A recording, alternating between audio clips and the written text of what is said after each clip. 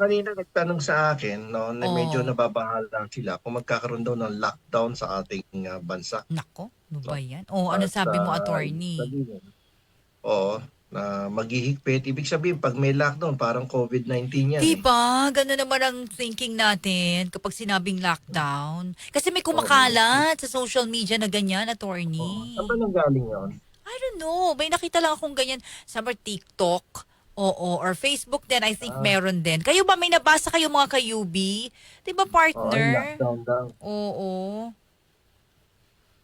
Eh, ano sabi mo, Eh, attorney? mahirap ang ano, eh, mahirap yung ganyan, eh, 'no, na Mm. parang, tinatakot ang taong bayan 'no, sa Exactly. mga ganyang sitwasyon, yung Mm. lockdown na yan. Although, that is if ever na hindi tumigil ang giyera Mm. at, nagpatuloy ang shortage 'no, ng supply ng langis, ng krudo sa ating bansa, ay, hindi maiiwasan din talaga na i-restrict ang kilos ng tao at, Mm. ang paggalaw ng mga negosyante at ng mga negosyo. Mm. Sapagkat sa ganyang klaseng pagkakataon, dapat kailangan na gamitin ng ating, pamahalaan o ng Mm. gobyerno ang kanyang police power Mm. 'no, to regulate the movement of the people, the businesses 'no, and other activities in order to control the situation.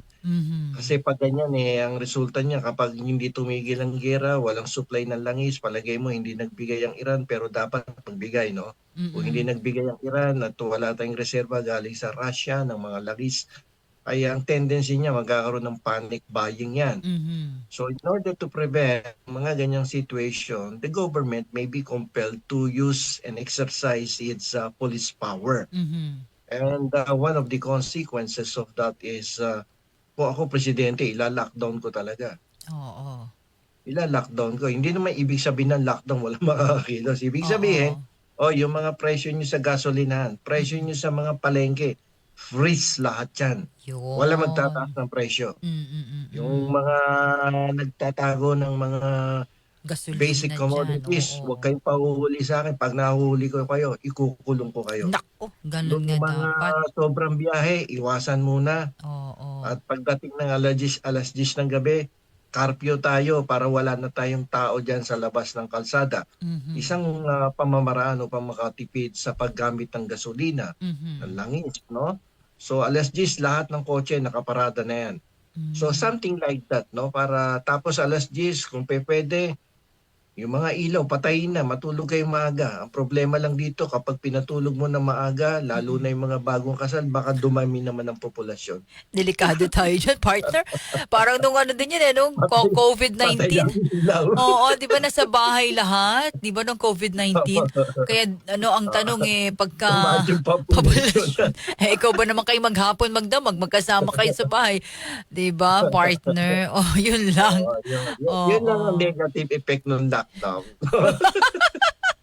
Oh, pero iba ito Yung populasyon na yun. iba yung sinasabi ito ni attorney, hindi naman titigilan sa pagkilos. Kumbaga, lilimitahan, partner, if May lang. restriction kasi Oh, if kailangan bigyan lang. ng limitasyon, eh. Oo, Kasi kung lang partner, oo, yan mangyari. yung mga potential, na gawin ng gobyerno just in case. Pero wag nating asahan na gagawin dapat. Mm. Pero yan, worst case scenario yan, eh. Oo, but let's Pero kung hope for the ang best. Russia naman, magpapatuloy ng supply ng langis sa atin at Mm. papayagan tayo ng, Iran na Mm. dumaan ang ating mga barko diyan na galing sa Middle East country at, maghatid ng Mm. langis at krudo sa atin, ay palagay ko babalik sa normal na sitwasyon kagaya ng Oo. nangyayari ngayon sa bansang Malaysia, Oo. na kung saan hindi tumaas ang currency nila, Mm. vis-a-vis the US dollar. Mhm. Kumbaga parang 4 na piso lang versus US dollar ang kanilang, ringgit.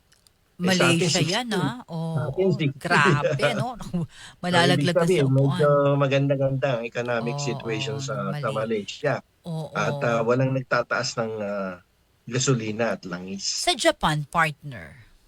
Sa Japan naman, ang nangyayari ngayon is that walang ayuda sa driver ng tricycle, walang Oo, ayuda sa driver ng walang bus, pumipila, oh. walang, ayuda sa mga driver ng jeepney. Wala Mm. kang makikitang nakapila sa gasolinahan, as Mm. is 'no, ang presyo Oo. prior to the, war in Iran. Mm-mm. Bakit? Kasi nung pumutok ang giyera sa Iran versus USA, ang ginawa ng Japanese government ay nagpasa silang ibigay ang ayuda sa mga giant oil companies. At they Yun. entered into an agreement and Mm-mm. gave an instruction to oil Instruction. companies na kayo ang bibigyan namin ng ayuda, huwag kayo magtataas ng gasolina, huwag Yun. kayo magtataas ng langis, Oo. no? Kung ano ang presyo ngayon, habang binibigyan namin kayo ng ayuda, yan ang presyong ibebenta ninyo sa Mm-mm. lahat ng gasolinahan upang hindi maapektuhan ang presyo ng mga pangunahing bilihin sa merkado. So hanggang Mm-mm. ngayon ginagawa ng Japan yan. And at the Mm-mm. same time, no, para na ring tulong sa mga motorista, kahit papaano binawasan din nila yung pag-i-impose ng, may tawag silang parang it's almost equivalent to excise tax, Yun ang no, para maganda, kahit papaano attorney. maibsan yung Oo. medyo tumaas na bilihin, no? So Oo. para maramdaman nila walang gera, walang apekto sa amin yan kasi ang Oo. gobyerno ang bigay ng ayuda nandoon sa Oo. malalaking kumpanya. Okay. Kasi kung Oh. kung iisipin mo, kapag ang ayuda binigay mo individually sa Tulad ngayon, drivers, pumipila sila. sa Oh. mga manggagawa, Mm-mm. bukod dyan sa matrabaho, madaming paperworks, andyan dyan din yung mga ghost beneficiaries. Oo. Andyan dyan ng korupsyon. So, Mm. tapos, masyadong matrabaho, marami ding nagre-reklamo, walang point of satisfaction yung binibigay mo ng ayuda. Kulang So, pa alam mo daw. naman sa pagdating sa ekonomiya, sa Mm. microeconomics, ang tao talaga merong insatiable wants. Walang kontento ang tao. Oh, yun So, bigyan mo yan, kung lang. hindi, magre-reklamo yan. So, sa Oo. Japan, hindi gano'n ang estilo. Rekta sa giant oil companies, andyan dyan ng ayuda, freeze lahat ng presyo as if walang Mm-mm. gerang nangyari sa Iran. Wow. Sabi ni Maruno Reyna, good evening, attorney. Sa April 19 po ang start ng support assistance sa aming mga gasolina dito. Sa Japan, Oo, sa Japan. nag-start na nung gera, nang nag-start yung gera nila, nagbigay na sila ng Oo. ayuda sa Oo. mga giant companies. So that is Mm-mm. why hindi mo napapansin na hindi tumaas ang presyo nila kasi nung kinumpute ko nakita ko sa Tokyo tsaka sa Ueno Mm-mm.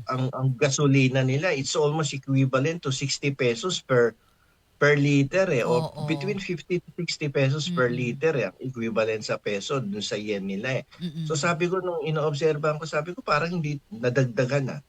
Parang Mm-mm. hindi tumaas ang mga gasolina dito. Yung pala nung ni-research ko, ang center of ayuda Mm-mm. ay nakapokus sa big oil companies, hindi sa individual. O which sabi nila matrabaho yan. Ah, oo, Maraming oo. proseso, maraming papeles, Mm-mm. maraming istorbo yan sa gobyerno. So Oo. hindi katulad no, ilan ang big oil companies? 5. O kasapin mo yung 5. 5 lang ang kinakausap ng gobyerno and then lahat makikinabang. Alam mo ba epekto? Mm. Kasi pag individual yan, katulad nating dalawa, nasa Mm-mm. middle class tayo. Ikaw nasa upper middle ka eh. Ako nasa lower middle Eh di class. wow! Eh di wow, attorney. Magdilang anghel ka. Gusto ko Ayun, yan. so Oo. So, Mm. di ba, parang nakakaroon tayo na para naman kami nagbabayad ng taxes Oo nga. pagkatapos hindi na kami Kaltas naaabutan ng agad. gobyerno ng ayuda, di ba? Yan Oo. ang nagiging reaction ng nasa middle class. Exactly. Oo. Pero kapag ang binigay mong ayuda doon sa big oil companies, ang epekto niyan, lahat nakikinabang. Mm-mm. Di From the mararamdaman. lowest of the lowest level sa Oo. ekonomiya natin up to the middle class, upper middle class, and then the highest class Mm-mm. no sa ating ekonomiya. Lahat nakikinabang.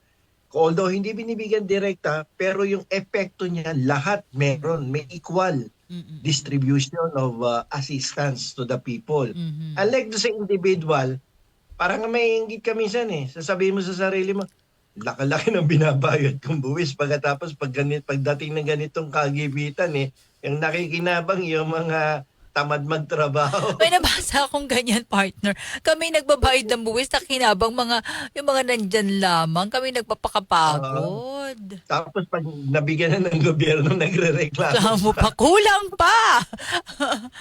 Ay, Eh, nako. diba? So, the best, ako nagandahan ako dun sa sistemang in-apply ng Japanese government dahil Mm-mm. 5 kumpanyang malalaki lang kausap nila eh. Mm-mm. Oh, tanong sa iyo, attorney, ni ordinary person, bakit hindi po yan naisip ni Recto yan dito o bakit hindi dito sa atin sa Pilipinas, attorney? Yan ang problema kasi siya yung naka-assign dyan eh. Siyempre, kanya-kanyang utak yun eh. May sarili siyang paniniwala. Pero alam mo, ang maganda dapat sa ating mga public officials, pag may mga ganitong sakuna, even sa ganito, Congress, energy. kasi sila yung gumagawa ng mga batas, di ba? oo.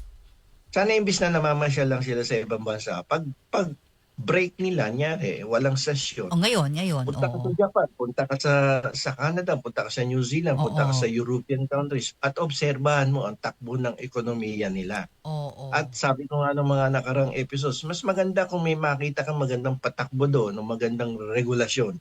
Kopyahin mo. Kopyahin mo. Wala namang masama Dahil eh. yung mga Oo. regulasyon na successful, proven as successful, tapos i-modify mo lang, Oo.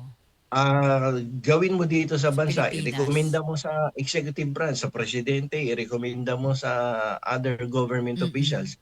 Ang ganda sana kasi ang Hapon, ganyan ang Hapon eh. Mahilig mangopya ang Hapon. Mm-mm. Tapos minomodify lang nila yung model. Pag na-modify nila yon, yung kinopyahan nila, mas maganda pa yung kanila ngayon. Yun ang maganda sana, partner, no? Yung nakagandahan sa Japan, mahusay na Oo. mangopya. Pag nakakopya yan, ginagandahan nila yung kinopya nila, Mm-mm. and then yun ang pinakikinabangan ng taong bayan sa Oo. Japan. Attorney Bueno, law and beyond. Learn the law, know your